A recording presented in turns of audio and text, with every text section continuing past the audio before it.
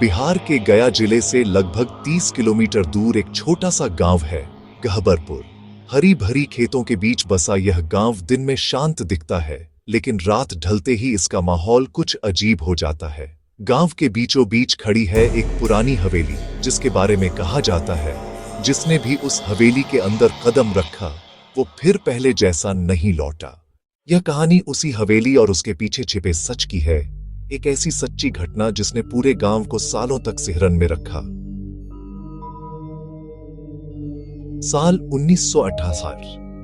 मैं अविनाश कुमार तब पत्रकारिता पढ़ रहा था। गर्मी की छुट्टियों में अपने ननिहाल गहबरपुर गया हुआ था। गांव में बिजली कम आती थी और रातों को सिर्फ लालटेन की रोशनी होती थी। एक शाम मैं अपने मामा और कुछ गांव वालों के साथ चौपाल में बैठा था जब बातचीत पुरानी हवेली पर जा पहुंची।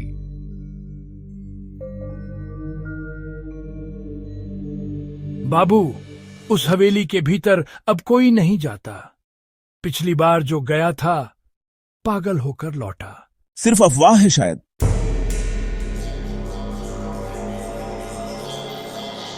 अफवाह नहीं बेटा, हमने खुद वो रात देखी थी। गांव के बुजुर्ग बताते हैं कि वो हवेली रघुनाथ बाबू नाम के जमींदार की थी। उनके पास सैकड़ों बीघा जमीन थी, नौकर चाकर और एक इकलौती बेटी सुहासिनी। सुहासिनी बहुत सुंदर और तेज थी, लेकिन उसके साथ कुछ अजीब बातें जुड़ी थीं। कहते हैं वो अक्सर रात में छत पर जाकर किसी से बात करती थी, हवा में। एक रात जब गांव पर भयानक तूफान आया, सुहासिनी अचानक गायब हो गई। जमींदार ने पूरा इलाका छान मारा, कोई सुराग नहीं। कुछ दिनों बाद उसकी लाश हवेली के कुएं से निकली। चेहरा पूरी तरह बिगड़ा हुआ था, पहचान पाना मुश्किल।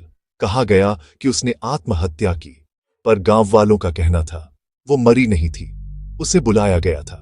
उसके बाद हवेली बंद कर दी गई। मैंने तय किया कि हवेली को अपनी आंखों से देखूंगा। मामा ने मना किया, पर जिज्ञासा डर से बड़ी थी। अगली रात मैं अपने दोस्त पवन के साथ लालटेन लेकर निकल पड़ा। गांव के आखिरी छोर पर हवेली खड़ी थी, टूटी छत, जंग खाए दरवाजे और दीवारों पर उगी बेलें। जैसे ही हमने कदम रखा, हवा का झोंका आया और दरवाजा अपने आप चरमराया। क्रीक।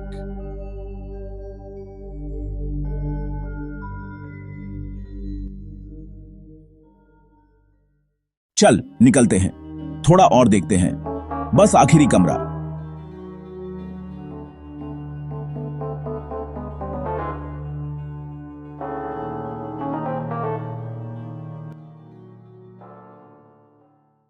कमरे में जाते ही हवा का तापमान गिर गया।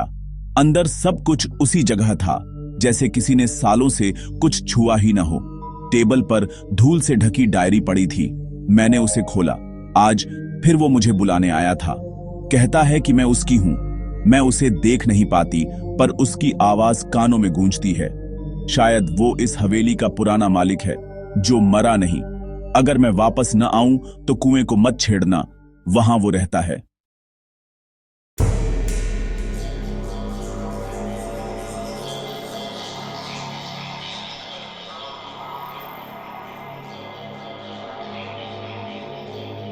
तुमने मेरा कमरा क्यों खोला?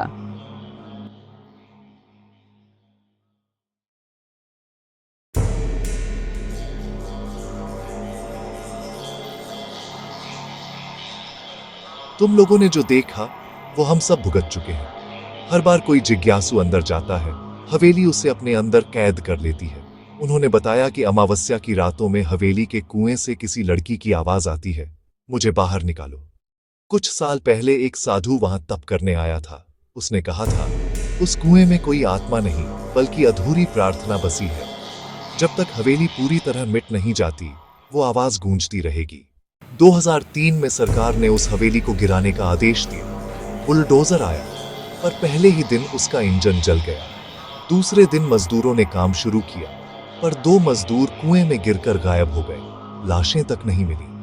आखिरकार काम रोक दिया गया। आज भी वो हवेली खड़ी है, टूटी मगर जीवित। गांव के बच्चे उस रास्ते से नहीं गुजरते। हर अमावस्या की रात हवेली की टूटी खिड़कियों में से हल्की रोशनी झलकती है और कुछ लोग कहते हैं, वो सुहासिनी नहीं, उसकी परछाई अब भी हवेली की रखवाली करती है। सालों बाद जब मैं पटना में पत्रकार था, मैंने घबरपुर लौटकर फिर से उस हवेली की तस्वीरें खींचनी चाहिए, पर अब वहां सिर्फ ईंटों का ढेर था।